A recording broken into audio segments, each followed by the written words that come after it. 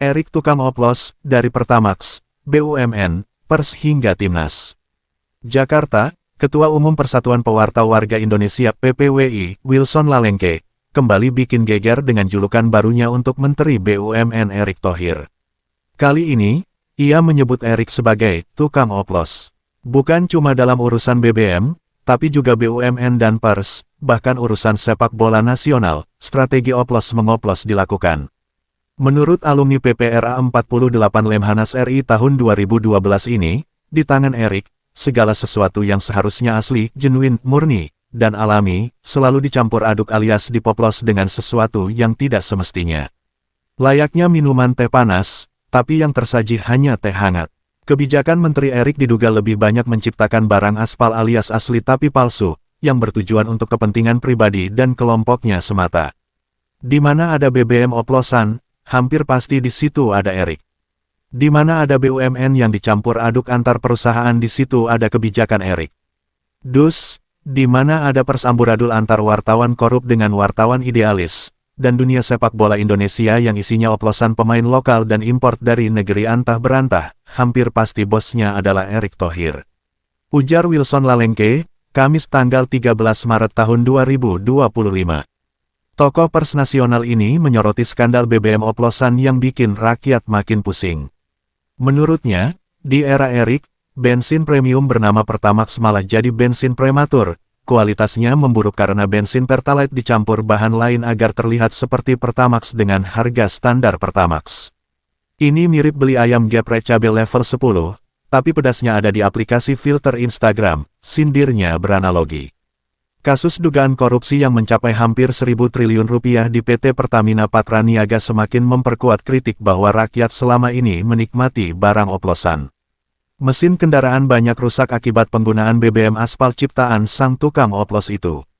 Beranjak ke BUMN, pola menciptakan barang oplosan juga dilakukan.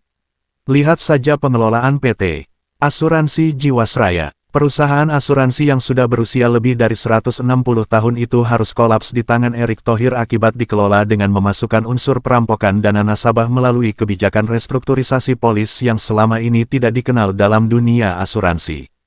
Akibatnya, muncullah jutaan polis baru dengan nilai pertanggungan yang mengalami pemotongan hingga 60% akibat intervensi restrukturisasi ke dalam sistem perasuransian yang ngawur ala Erick Thohir. Untuk menjaga situasi tetap aman sentosa, Erick juga melakukan oplosan terhadap dunia pers. Para wartawan diobok-obok dan dioplos-oplos dengan cara memberikan umpan fulus kepada beberapa kalangan wartawan, baca, PWI, mata duitan. Melalui strategi ini, terciptalah dunia pers yang bercampur aduk antara wartawan idealis sejati dengan wartawan korup oportunis. Saat ini, saling tuding antar wartawan cukup intens dan keras. Satu pihak menuduh yang lainnya sebagai wartawan tidak kompeten, tidak bersertifikat UKUK, dan cap minus lainnya, sebaliknya pihak yang dituduh berbalik menuduh lawannya itu sebagai wartawan abal-abal, bodreks, WTS, dan lain sebagainya. Muncullah kini wartawan oplosan, yakni wartawan idealis namun tidak kompeten, wartawan kompeten namun korupsi uang rakyat, dana hibah BUMN, yang sarangnya ada di Dewan Pers. Tidak hanya itu, sejak Erick Thohir menjabat sebagai ketum PSSI, Indonesia memiliki tim nasional rasa nano-nano yang oleh negara lain dinamai tim multinasional. Bagaimana tidak, dengan maksud ingin menunjukkan kehebatannya sebagai ketum PSSI, Erick berupaya keras mengimpor sebanyak mungkin pemain asing untuk dioplos dengan pemain sepak bola asli Indonesia. Hasilnya, keberhasilan semu dari sebuah bangsa bernama Indonesia. Apakah Erick peduli dengan hal itu? No, yang penting publik senang. Bahkan terjadi euforia sesat yang seketika hilang di saat laga berikutnya, tim oplosan karya Erick Thohir keok di tangan tim papan bawah. Timnas kita ini dibuat seperti mie instan, hanya butuh 5 menit untuk segera disantap. Padahal, menciptakan tim sepak bola yang benar dan genuin dari bangsa sendiri itu butuh waktu puluhan tahun. Pembinaan pesepak bola handal dimulai sejak dini, bahkan sejak si anak belum lahir.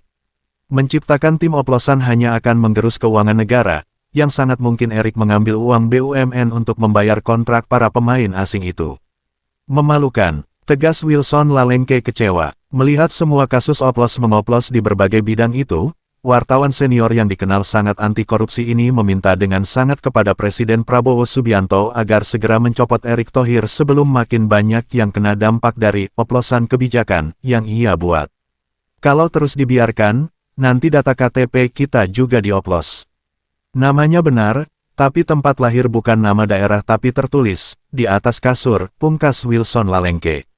Publik kini menanti, apakah Erick Thohir akan tetap bertahan, atau justru akan tumbang oleh oplosan yang ia buat sendiri.